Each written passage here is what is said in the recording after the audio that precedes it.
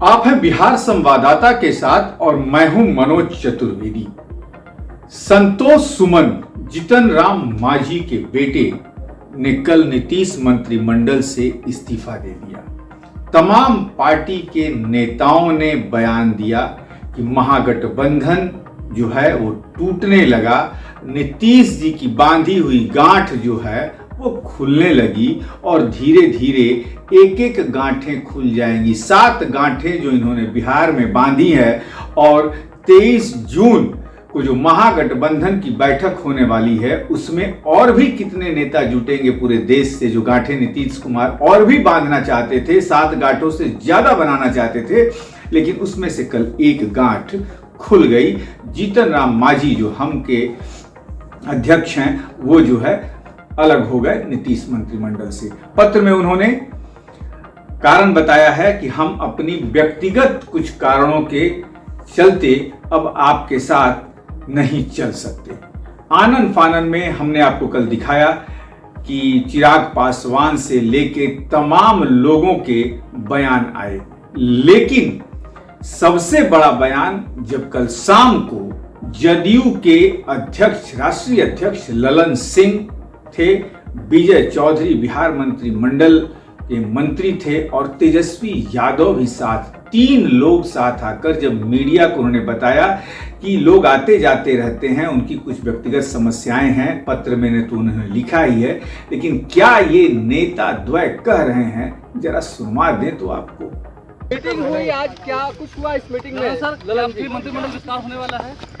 देखिए, श्री संतोष मांझी जी ने त्यागपत्र दिया और उनका त्यागपत्र माननीय मुख्यमंत्री जी ने स्वीकार कर लिया और इसके साथ साथ उन्होंने माननीय मुख्यमंत्री जी को लिखा है कि निजी कारणों से अब हम आगे साथ चलने में असमर्थ हैं। तो अब हम लोग ये मानते हैं कि उन्होंने महागठबंधन छोड़ दिया।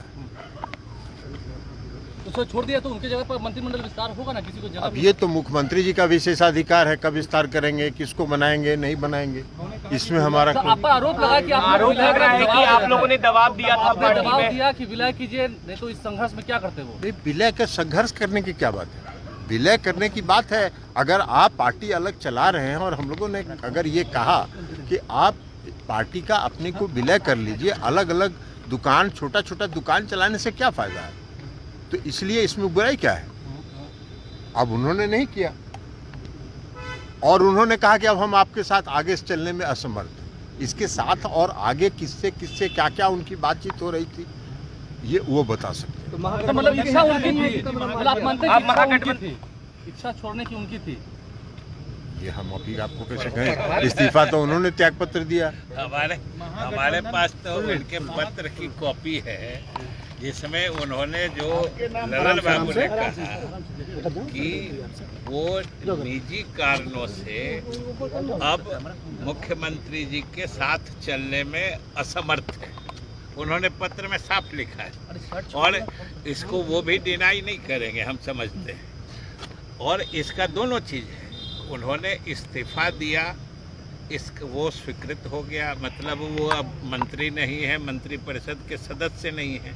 और उन्होंने मुख्यमंत्री जी को जब लिखा कि वो निजी कारणों से अब साथ नहीं चल सकते हैं, इसका मतलब है कि गठबंधन में भी नहीं है। साथ चलने का मतलब तो राजनीतिक मतलब होता है ना, राजनीतिक रूप से अब साथ नहीं।